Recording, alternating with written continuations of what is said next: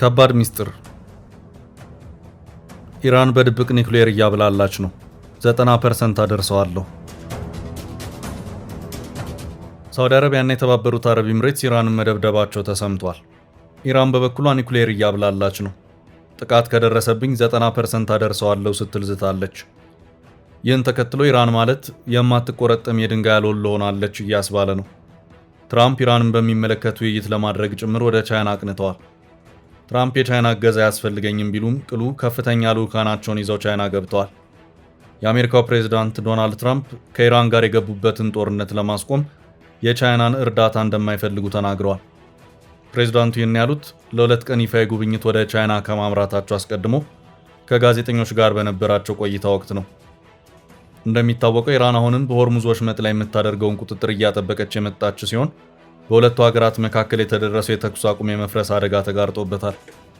ወደ ጦርነት ሊገቡ ይችላል የሚል ስጋትም ከቀን ወደ ቀን እያየለ መጥቷል። ትራምፕ ቻይና ከኢራን ጦርነት የመውጫ ቀዳዳ ቢያገኙ በሚል ተስፋ ወደ ቻይና አቅንተዋል እየተባለ ነው። ትራምፕ ግን የቻይናን እገዛ አልፈልግም እያሉ እንደተለመደው ዝተዋል። የቻይናን እገዛ ካልፈለጉ ለምን ወደ ቻይና ያመራሉ? የብዙዎች ጥያቄ ነው። ዋናው ጉዳይ ግን የሆርሙዝ ሰርጥ ጉዳይ ነው እየተባለ ይገኛል። ወደ ቤጂንግ ለይፋዊ የሥራ ጉብኝት ያቀኑት ዶናልድ ትራምፕ ከኢራን ጋር የገቡበትን ጦርነት ለመፍታት የቻይናው ፕሬዝዳንት ጂ ጂንፒንግ ድጋፍ ያስፈልጋል ብለው እንደማያምኑ ተናግረዋል። ትራምፕ ይህን ያሉት ቤጂንግ ከመግባታቸው በፊት ቀደም ብለው ነው።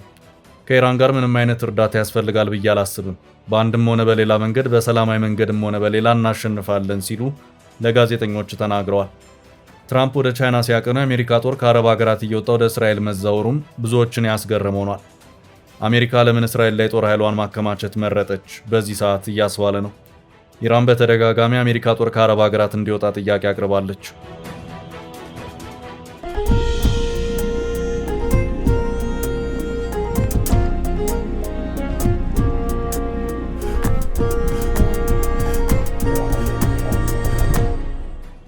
ሁለቱ አረብ ሀገራት ኢራንን ስለመደብደባቸውና የአሜሪካ ጦር ከአረብ ሀገራት ወደ እስራኤል ስለመዛወሩ። አሜሪካ በኢራን ላይ ወታደራዊ ጫናዋን እንድታጠናክር ሳውዲ አረቢያ ከጀርባ ሆና ስትጠይቅ ነበር የሚል ዜና የወጣው ከ2 ወር በፊት ነበር። ሳውዲ አረቢያና እስራኤል ዋሽንግተን በቴሄራን ላይ ያላትን ወታደራዊ ጫና እንድታጠነክር በይፋ መጠየቃቸው ይታወቃል። የዋሽንግተን ፖስት ዘገባ እንደሚያመለክተው የሳውዲው አልጋ ወራሽ መሐመድ ቢን ሰልማን እና የእስራኤሉ ጠቅላይ ሚኒስትር ቤንያሚን ኔታንያሁ ፕሬዚዳንት ዶናልድ ትራምፕ በኢራን ላይ ቆራጥና ጠንከር ያለ እርምጃ እንዲወስዱ ከፍተኛ ዲፕሎማሲያዊ ግፊት እያደረጉ እንደነበር ይኸው ዘገባ ያመለክታል። የሳውዲው መሪ መሐመድ ቢን ሰልማን የኢራንን ቀጠናዊ ተጽዕኖ ለመግታት የአሜሪካ ወታደራዊ ድጋፍ የግድ መሆኑን ሲያምኑ፣ ጠቅላይ ሚኒስትር ቤንያሚን ኔታንያሁ ደግሞ የቴሄራንን የኒውክሌር ፕሮግራም ሙሉ በሙሉ ለማሰናከል ዋሽንግተን ወታደራዊ አማራጮችን አጠናክራ እንድትጠቀም ይፈልጋሉ። ይሁን እንጂ በዋሽንግተን የሚገኘው የሳውዲ አረቢያ ኤምባሲ ቃል አቀባይ ፋአድ ናዚር ሀገራቸው በኢራን ላይ ጥቃት እንዲሰነዘር በአሜሪካ ፕሬዝዳንት ዶናልድ ትራምፕ ላይ ጫና አሳድራለች መባሉን አስተባብለዋል።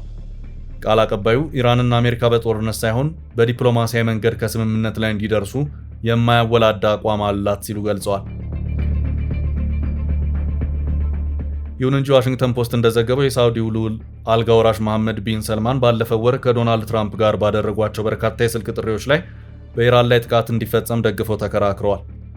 ኢራን በአረብ ባህረ ሰላጤ ሀገራት ላይ መልሶ ማጥቃት ጥቃት የፈጸመችው አሜሪካና እስራኤል በኢራን ላይ በጣምራ ጥቃት ከፍተው የሀገሪቱ ጠቅላይ መሪ አሊ ካሚኒ ከተገደሉ በኋላ ነው። ከካሚኒ በተጨማሪ መከላከያ ሚኒስትሩ አዚዝ ናስር ዛዴህ፣ የጦር መሪው አብዱልረሂም ሙሳቪ ሕይወት ማለፉ ይታወሳል። ይህንኑ ተከትሎ ኢራን ለጥቃቱ አጸፋ ጥቃት የፈጸመችው በኳታር፣ በተባበሩት አረብ ኤምሬትስ፣ በኩዌት፣ ፓናማና ሌሎችም ስፍራዎች በሚገኝ የአሜሪካ ጦር ሰፈር ላይ ነው። ከዚህ በተጨማሪ ኢራን የሳውዲውን አራምኮ ራስ ታኑራ የነዳጅ ማጣሪያ ፋብሪካ በድሮን መምታቷ ተዘግቧል። በአገሪቱ ምስራቃዊ ባህር ዳርቻ ላይ የሚገኘው ማጣሪያ ከጥቃቱ በኋላ ለጥንቃቄ ሲባል ተዘግቶ እንደነበርም ይታወሳል። ሳውዲ አረቢያና ኢራን ብዙ ጊዜ ሆድና ጀርባ ሆነው ቆይተዋል። ኢራንም በሚስጥር መደብደባቸውም ተሰምቷል።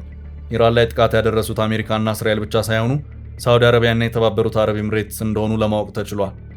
የተባበሩት አረብ ኤምሬትስ ዩኤኢ በወሰደችው የአጸፋ እርምጃ በኢራን የነዳጅ ማጣሪያ ላይ ያነጣጠረ ጥቃት መፈጸሟ ተገልጿል። በላቫን አይላንድ የሚገኘው የነዳጅ ማጣሪያ በአቡዳቢ ጥቃት ከባድ ጉዳት አስተናግዷል።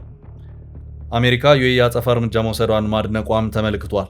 ኢራን በጦርነቱ ከየትኛውም የገልፍ ሀገር በበለጠ ብዙ ጥቃት ያደረሰችው በአቡዳቢ ላይ መሆኑ ተገልጿል። ሳውዲ አረቢያ በመካከለኛው ምስራቅ ጦርነት ወቅት ይፋ ያልሆኑ በርካታ ጥቃቶችን ኢራን ላይ መፈጸሟን 2 ምዕራባውያንና 2 የኢራን ባለስልጣናትን ጠቅሶ ሮይተርስ ዘግቧል። ሳውዲ አረቢያ የአየር ድብደባዎችን የፈጸመችው ለኢራን ጥቃቶች ምላሽ ለመስጠት ነው ተብሏል። የሳውዲ ወታደራዊ እርምጃ ከዚህ በፊት ያልተሰማ ሲሆን ኢራን ላይ በቀጥታ ጥቃት መፈጸሟ በይፋ የታወቀው ለመጀመሪያ ጊዜ ነው። የሳውዲ አየር ኃይል ጥቃቱን የፈጸመው በመጋቢት ወር መጨረሻ አካባቢ መሆኑን 2 የምዕራባውያን ምንጮች ለሮይተርስ ተናግረዋል። ሳውዲ ኢራን ለፈጸመቻቸው ጥቃቶች ምላሽ ለመስጠት ድብደባዎቹን ማካሄዷን ጨምረው ተናግረዋል። ሮይተርስ ሳውዲ አረቢያ ኢላማ ያደረገቻቸው የኢራን ስፍራዎች የትኞቹ እንደሆነ ማረጋገጥ አልቻለም። የሳውዲ የውጭ ጉዳይ ሚኒስቴር ከፍተኛ ባለስልጣን ስለ ጉዳዩ ተጠይቀው በቀጥታ ሀገራቸው ጥቃት ስለመፈጸሟ ከመናገር ተቆጥበዋል። ሮይተርስ የኢራን ውጭ ጉዳይ ሚኒስቴርን በጉዳዩ ላይ ማብራሪያ ቢጠይቅም ምላሽ ማግኘት አልቻለም። ሳውዲ አረቢያ ከአሜሪካ ጋር ጥብቅ ግንኙነት ያላት ሲሆን ከዚህ ቀደም የዩኤስ ወታደራዊ ከለላ ላይ ትተማመን ነበር። ወደ እስራኤል እየተዛወረ ያለው የአሜሪካ ጦር ይህ ለምን ሆነ? አሜሪካ የአየር ኃይሏን ከአረብ ሀገራት እየቀነሰች ወደ እስራኤል እያጓጓዘች ነው። በአሁኑ የእስራኤሉ የዴቪድ ቤንጉሪዮን አየር ማረፊያ በአሜሪካ ጦር ጀቶች እንደተሞላ አናዶሉ ይዞት የወጣው መረጃ ያመለክታል። ይህ የሆነው ለምን ይሆን የብዙዎች ጥያቄ ነው።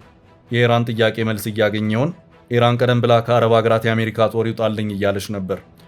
እስራኤል አሜሪካ በቀጠና ያላትን የጦር ሰፈሮችን አንስታ ወደ ግዛቷ እንድታሰፍር ከፍተኛ ፍላጎት ስላላት ያንን ለአሜሪካ ጥያቄ አስገብታለች። ትራምፕ ደግሞ እስራኤል ጠይቃቸው እምቢ ማለት ይከብዳቸዋል። አሜሪካውያን ሳይቀሩ ትራምፕን የእስራኤል ጉዳይ አስፈጻሚ እያሉ ይወቅሷቸዋል። ትራምፕ እስራኤል ያለቻቸውን ሁሉ እሺ የማለት ልምድ አላቸው። እስራኤል ይህን የምታደርገው አንድም የአሜሪካ ጦር እስራኤል ላይ ከሰፈረ እስራኤል የበለጠ ከለላ አገኛለሁ ብላ የምታስብ ሲሆን፣ ሁለተኛው ደግሞ ይህ የጦር ሰፈሮችን ከአረብ ሀገራት ማንሳት የአረብ ሀገራቱን ያዳክማቸዋል ብላ ስለምታስብ ነው። ይህ ደግሞ ወደፊት አረብ ሀገራት ላይ ለምትፈጽመው ጥቃት እንቅፋት አይፈጥርብኝም ብላ ታስባለች። የአሜሪካ ጦር በአረብ ሀገራቱ ካለና የአሜሪካ አረብ ሀገራትን የመጠበቅ ስምምነቷን ከቀጠለች ለእስራኤል ፖለቲካዊ ውስብስብን የሚፈጥርባት ይሆናል የሚል አንድምታ አለው ተብሏል። ሌላው የሚነሳው ትልቅ ነገር ደግሞ የተጋላጭነት ሁኔታ ነው። በአረብ ሀገራት የሰፈረው የአሜሪካ ጦር እንኳን የአረብ ሀገራቱን ሊጠብቅ ይቅርና ራሱንም መከላከል ተስኖት ፈራርሷል የሚል አስተያየት ሰጪዎችም አሉ። በዚህ ምክንያት ወደ እስራኤል ቢከማች ለደህንነት አስጊ አይሆንም የሚል አስተያየት ሰጪዎችም አሉ። እንደሚታወቀው ዋሽንግተን ፖስት ይዞት በወጣው ዳሰሳ ኢራን በአረብ ሀገራት የሚገኙ 228 የአሜሪካ የጦር ተቋሞችን አውድማለች። ይህም የአሜሪካን የጦር ኪሳራ $72 ቢሊዮን ገደማ እንዳደረሰባት ጥናቶች ያሳያሉ። አሜሪካ $29 ቢሊዮን ኪሳራ ደርሶብኛል ማለቷ ይታወሳል። ኢራን በበኩሏ $100 ቢሊዮን የሚሆን ኪሳራ ድርሼባታለሁ ስትል መግለጿ ይታወሳል። ለዚህ ላልተጠበቀ እጅግ ከፍተኛ ወታደራዊ ኪሳራ እንደ ምክንያት ከተጠቀሱ ነገሮች ደግሞ አንዱ የአረብ ሀገራቱ ለኢራን ቅርብና መቺ ጥቃት መጋለጣቸው ነው። እናም አሜሪካ ከኢራን አቅራቢያዎች ለመራቅ ማሰቧን የተነገረው። በሶስተኛ ደረጃ ሊነሳ የሚችለው አሜሪካ እንኳን አረቦቹን ራሷንም መከላከል የተሳናትና ለአረብ ሀገራት ዋስትና ከመሆን ይልቅ ዕዳ በመሆኗ የአረብ ሀገራቱ ሌሎች አማራጮችን እየተመለከቱና ለአሜሪካ ትዕዛዝም ጨርሶ መገዛትን እየቀነሱ መምጣታቸው ይነገራል። በተለይም ለዚህ ማሳያ የሚሆነው ሰሞኑን አሜሪካ የሆርሙዝ ሰርጥን በኃይል ለማስከፈት አቅዳ የነበረ ቢሆንም ሳውዲ አረቢያ፣ ኳታር፣ ኩዌትና ባህሬን ከኢራን የሚመጣውን አጸፋ በመፍራት እምቢ እንዳሉ ተነግሯል። ይህም አሜሪካ በቀጣይ እንደፈለገች እንዳትንቀሳቀስ እንቅፋት ሊሆንባት ይችላል። በተለይም ደግሞ የአረብ ሀገራት ከአሜሪካ ውጭ ያሉትን እንደ ቻይና፣ ሩሲያ፣ ቱርክና ፓኪስታን ያሉትን የጦር ሀያላን እንደ አማራጭ እየወሰዱ መሆኑ ይነገራል። ይህም ለአሜሪካ ሌላ ገፊ ምክንያት ይሆናል የሚል አስተያየትም እየተሰጠ ነው። ብቻ ሰሞኑን የአሜሪካ ጦር እስራኤል ላይ በከፍተኛ ሁኔታ እየተከማቸ ነው። ኢራን አሁን አሜሪካን ክፉኛ የሚያበሳጭ ተግባር ለመፈጸም ከጫፍ ደርሳለች። ኢራን ዩራኒየምን እስከ 90% ለማበልጸግ ዝግጁ መሆኗን አስጠንቅቃለች። በመካከለኛው ምስራቅ ያለው ውጥረት በከፍተኛ ሁኔታ እየጨመረ ባለበት በዚህ ወቅት ኢራን በድጋሚ ጥቃት የሚሰነዘርባት ከሆነ የኒውክሌር ፕሮግራሟን ወደ መጨረሻው ምዕራፍ እንደምታሸጋግር ገልጻለች። የኢራን ፓርላማ የብሔራዊ ደህንነትና የውጭ ጉዳይ ፖሊሲ ኮሚቴ ቃል አቀባይ ኢብራሂም ረዛኢ ትላንት ማክሰኞ በሰጡት መግለጫ አገሪቱ ጥቃት ቢሰነዘርባት ዩራኒየምን እስከ 90% ንጽህና የማበልጸግ አማራጭ እንዳላት አስታውቋል። ዩራኒየምን 90% ማበልጸግ ማለት ለኒውክሌር ቦምብ ወይም የጦር መሳሪያ ግንባታ የሚያስፈልገው የንጽህና ደረጃ ላይ መድረስ ማለት ነው። ይህ ደግሞ ኢራን እስከ ዛሬ ከደረሰችበት ደረጃ እጅግ የላቀ ነው ተብሏል።